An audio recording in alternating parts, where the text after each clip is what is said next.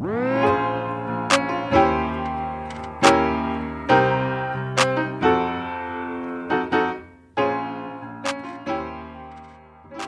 right. Okay.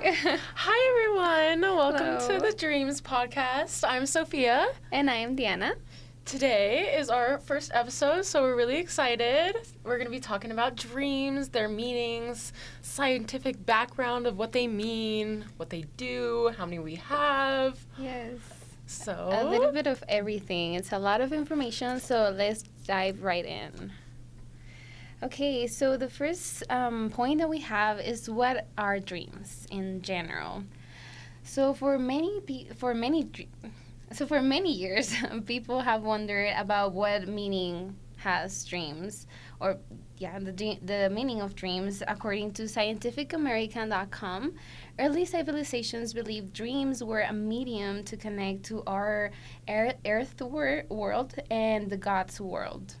As well as Greeks and Romans believed their dreams had the power of telling the future.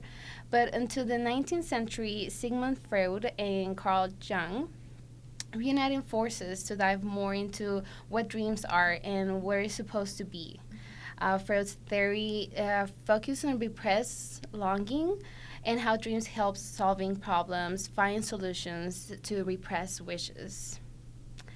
Also, the other side of dreams is what science says about dreams. So, on the other hand, the neurobiological theory of dreams, called the activation scientist's hypothesis, that it states that the dreams do not carry any message at all. So, they're just electrical brain impulses that create random scenarios and thoughts in form of images taken from our memories that actually happened or past experiences. But we as humans tend to create stories after sleeping to try to make sense of dreams, as we usually do with the unknown, just trying to find an explanation. now, do you personally lean on more of the spiritual side where they're trying to tell us things underlying, or more the scientific side where it's just subconscious things going through our brain when we're sleeping? I feel it's a little bit maybe of both because I am kind of a spiritual myself. So I like to believe they have some type of meaning in some way. But I also think about the scientific fact and how the brain works because it's an amazing tool. I don't know if it can be called tool, but the brain works amazing. So, yeah, I'm kind of in the middle. What do you think, Sophia? Yeah, no, I completely agree. I feel like our dreams are spiritual messages that are trying to tell us things about what's going on in our life. But also, I feel like we have some random dreams sometimes where it's just some random thing that we've thought during the day, and then we just end up having a dream about it that doesn't really mean anything in the long term. So yeah, I agreed. Yeah. So what are the most common dreams, or I don't know, the most that many people dream about, or that is it some type of image that we see a lot, or some type of I don't know. So the most common dream that I researched on was falling. Falling. I've had a couple dreams about falling. I don't know if you have. Oh, yeah. But what Google says is that it is a sign that something in your life isn't going well, and it's a suggestion that you may need to rethink a choice or consider a new direction in life, which I thought was interesting. Yes, it is. It says falling often expresses a need to let go of yourself or enjoy life more, which is also interesting to me. I just recently had a dream where I was, what is it called, parachuting? Yeah.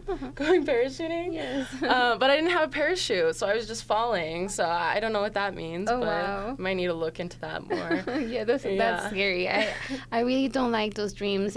You wake up feeling so, I don't know. I know, yeah, just scared, and if it actually happens. So it might be that you're stressed, that you're something unfinished or something like that. So it makes kind of sense to me, at least. The next one that I researched on was dreams about being chased, which is a very typical dream for people, apparently. They say what you're getting chased by also has different meanings on it. Oh, wow. So if it's an animal, it says you might be hiding from your own anger, passions, and other feelings. Okay. An unknown chaser, if your pursuer is a mysterious unknown figure, it might represent a childhood experience or past trauma. Right. And then it says a member of the opposite sex, it suggests that it means you're afraid of love or haunted by a past relationship. Okay, that kind of makes sense a Yeah. lot, because I feel also the brain may show what we're feeling in real life in a hypothetical way, or in like a scenario to show what you're actually feeling in real life. Mm-hmm. So it kind of makes sense to me. But now that you mentioned the chasing, it's so funny that whenever I'm getting chased in my dreams, I cannot run correctly. I hate it when that happens. It's Isn't so it crazy? funny. You can't like run, talk, walk sometimes in your No. dreams, Yeah. no matter how hard you try. I know. It's crazy. Yeah, and I feel it's part of the dreams to feel that stress of getting chased, that you cannot run and your legs aren't working. You can talk, you can ask for help. So that's crazy. I feel like whenever you're having that type of stress in your life, it will manifest kind of like in your dreams. I agree. Which kind of sucks, because you're trying to relax and have some sleep, I and you're know. over here getting chased. I know, and then you wake up just like out of the blue, like, what happened? I know.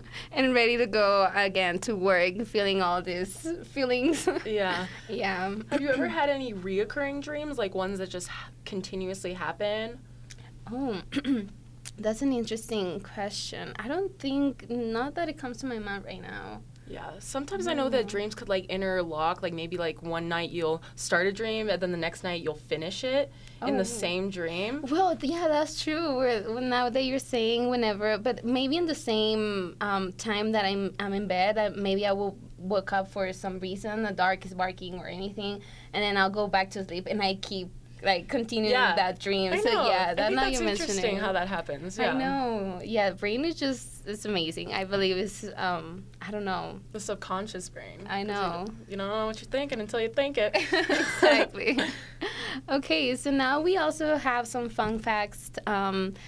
So according to Big Brain podcast, the philosopher David Peña Guzman of San Francisco State University says the science shows animals also dream, and they also have nightmares, which is interesting for animals. I know. I feel so bad. I know, and it's crazy because it's all kind of species, from pigeons to octopuses. I was reading also all kinds of fish, mammals. So yeah, almost all of us. Yeah, all dream. animals, all the way from pigeons to octopuses. That's crazy. Yes, nobody is exempt of that. Yeah, I've seen Instagram videos of like dogs and cats and bunnies like twitching their foot like to like Yes. dreams or something. Yeah, my pets does that too. Or when they were there, I'm also crying sometimes. Oh, And you're yeah, like, that's oh my the God, worst. let's wake them up. I have no one to talk to about it. I know. Yeah, so also in the same way, according to Medical News Today, we may not remember our dreams. We all dream between 3 and 6 times per night. And the dreams last from 5 to 20 minutes, and we forget almost 95% of what we dream when we wake up. It's pretty insane when you think about it. I know, yes. And we were talking before the podcast, and I was telling Sophia how I've read that the dreams that you remember is the one that you were dreaming just right before you wake up. So all the night that you were dreaming all this, dreams, you won't remember. So Yeah, I heard it's a good idea to keep a dream journal because you won't remember your dreams. I noticed that I remember them I remember some right as I wake up, but then like even an hour later, I'm like, what did I dream about? I don't even remember. So. Yeah, same. If I don't write it right away after I wake up, I will forget for sure.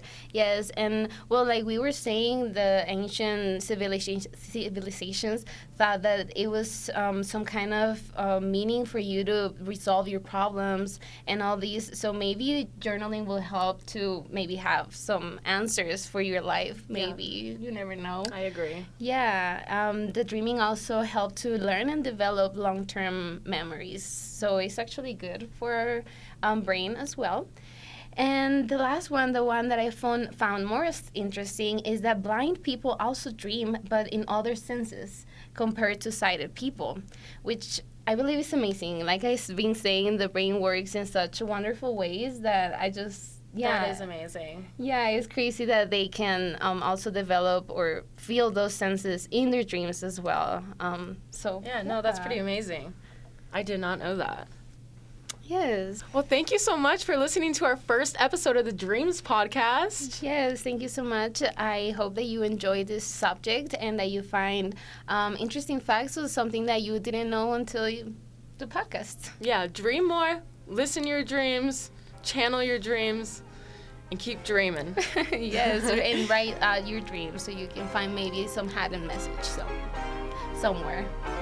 But yeah, thank you so much again Thank you for so tuning much. in.